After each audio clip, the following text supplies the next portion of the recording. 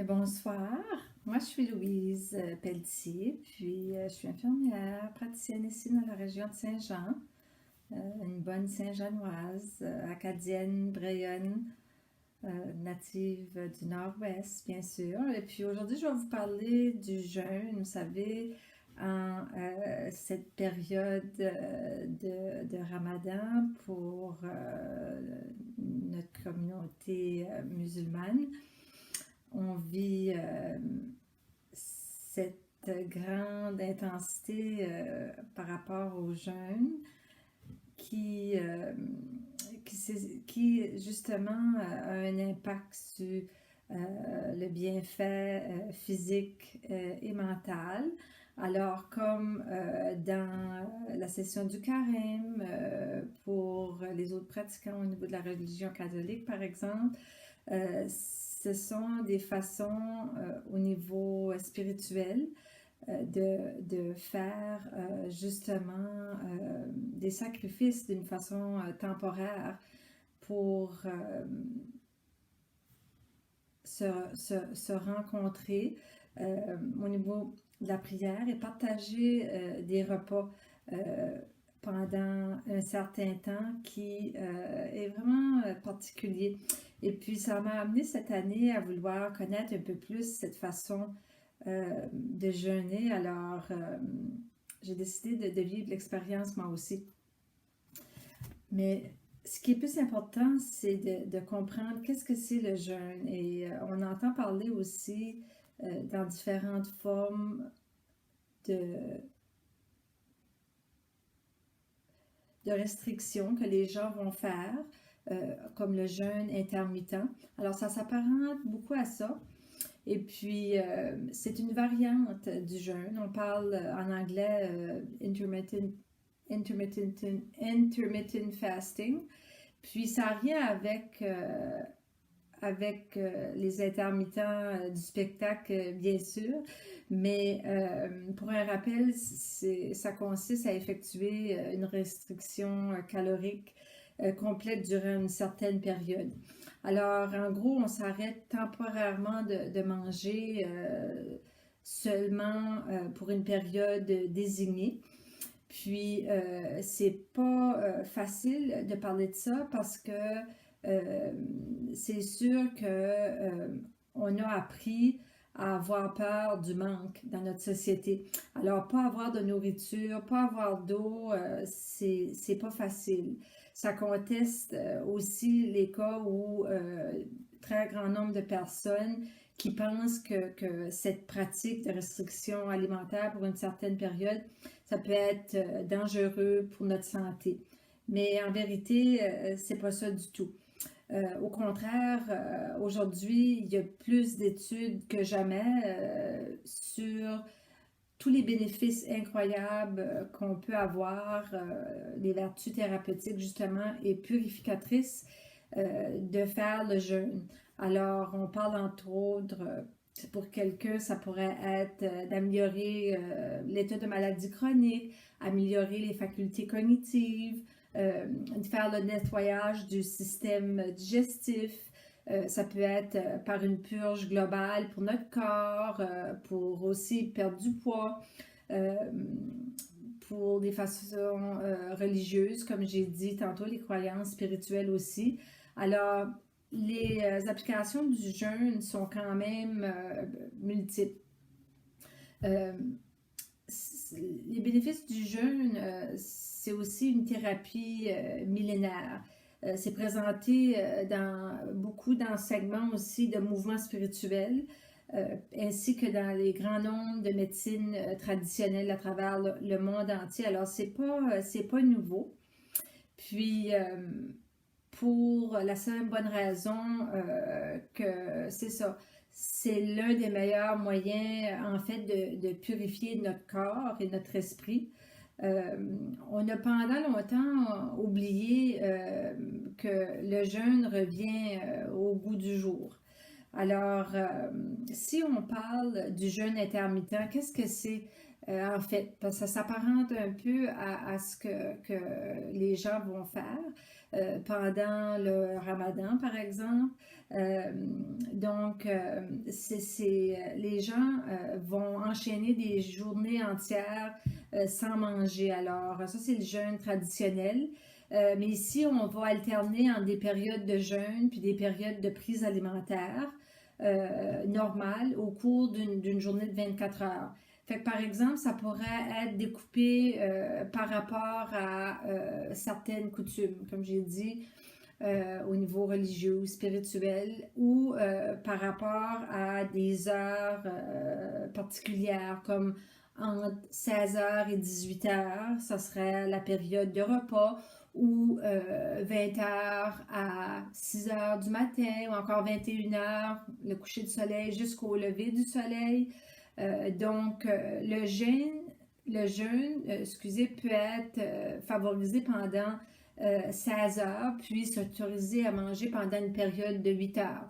Alors, il y a des gens qui, après 8 heures le soir, vont pas manger du tout jusqu'à 8 heures le lendemain matin ou jusqu'à midi le lendemain. Alors, on peut alterner comme ça par des périodes qui sont prédéterminées. Concrètement, c'est ça. Si on arrête de manger à 20 heures, puis le lendemain qu'on ne mange pas avant midi, ben, tu organises tes repas jusqu'à 20 heures, justement. Puis tu arrêtes de nouveau de manger après 20 heures. Alors, c'est un peu ça la logique de ça. Il y a différentes variantes du jeûne intermittent où les périodes de jeûne sont plus ou moins longues, comme 17-7, 18-6, 19-5, etc. Alors, plus la période de jeûne est prolongée, plus le jeûne intermittent va être efficace. Pour résumer simplement, le jeûne intermittent consiste à ne pas manger de nourriture solide en partie, puis attendre le coup de l'heure ou du temps qu'on a désigné justement pour faire son premier repas. J'ai choisi de vous parler du jeûne intermittent parce que c'est plus facilement réalisable qu'un jeûne hydrique traditionnel. Alors, puis il y a des résultats très bénéfiques pour votre santé. Alors, est-ce que c'est difficile de faire ça? Des fois, les gens vont se demander, oui, c'est sûr que c'est un défi.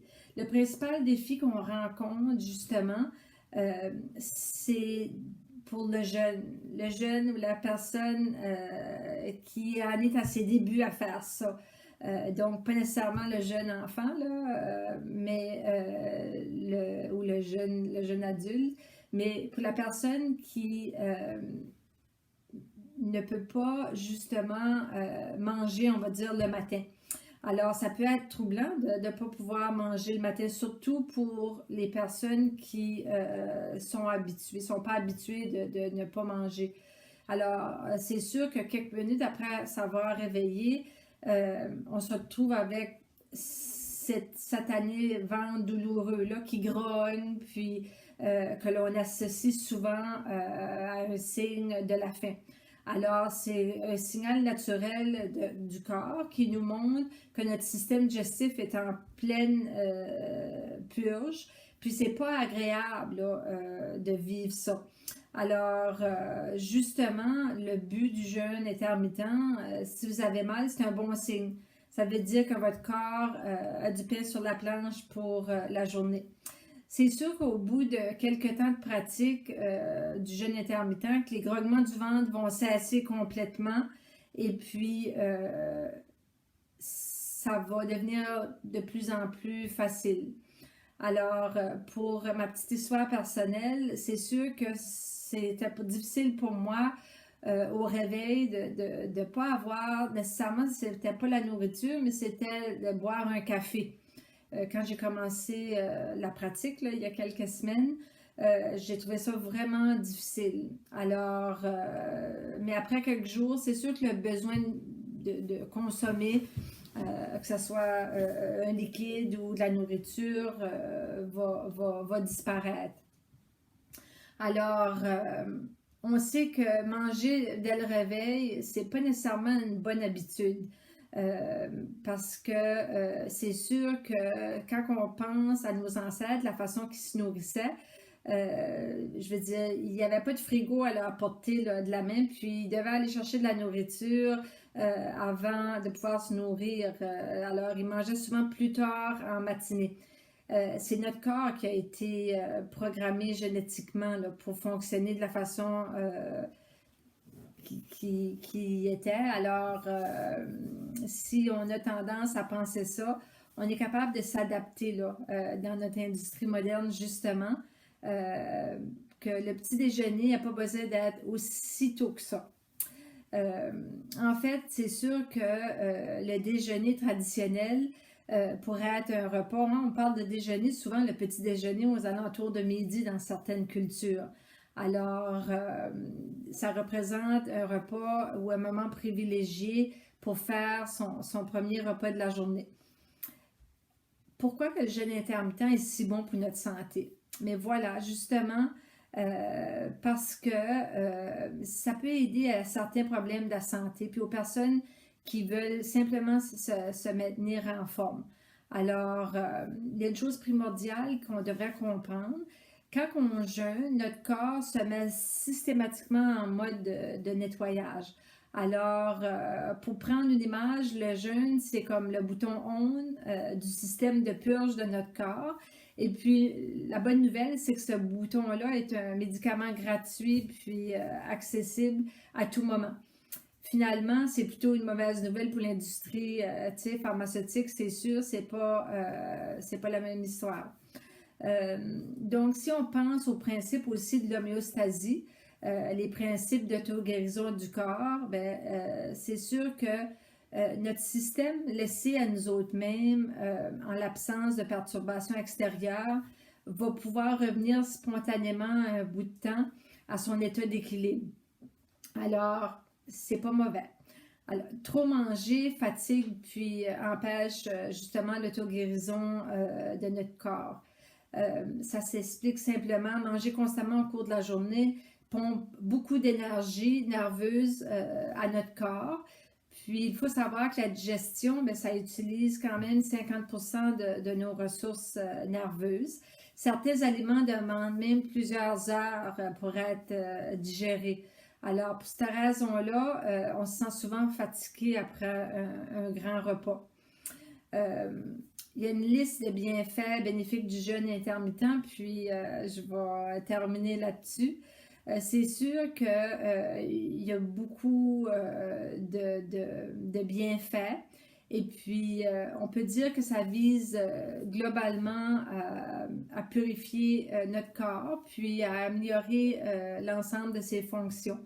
Alors, pour terminer ces propos, c'est sûr que les effets du jeûne intermittent peuvent régulariser, entre autres, le poids et la satiété. Ça peut diminuer l'inflammation, réduire les risques du diabète, diminuer les risques cardiovasculaires, baisser éventuellement les taux de mortalité, réduire l'obésité, améliorer les fonctions cognitives, ralentir le vieillissement du cerveau. Ça lutte contre le stress oxydatif, donc c'est le vieillissement des cellules. Puis, ça a un effet positif sur le taux de mauvais cholestérol dans le sang. Puis, régularise le poids. Et puis, celui-là de la faim aussi. Alors, vraiment, puis au niveau spirituel, il y a quand même une... comment je peux, on pourrait dire qu'il y a un certain renforcement positif qui se donne à notre cerveau quand on a réussi à atteindre ses objectifs vis-à-vis le jeûne intermittent. Alors, on a, on a des récompenses, c'est sûr, après qu'on a été capable, qu'on a été en mesure de faire ça. Et puis, je crois que il faut, c'est sûr qu'il faut consulter avec son professionnel de la santé si on a des conditions médicales qui pourraient justement nuire à cette pratique. Je vous suggère toujours d'en parler avec votre professionnel de la santé pour s'assurer que vous ne mettez pas en péril votre santé pendant cette activité ou cette forme de vie ou d'habitude qu'on a désiré adopter. Alors, c'est tout pour ça. Et puis, on continue pour ceux qui ont décidé de vivre cette expérience. Maintenant, pendant le Ramadan ou pendant d'autres temps. Alors, je vous encourage, peu importe justement, à prendre bien soin de votre santé, de votre mieux-être. Merci.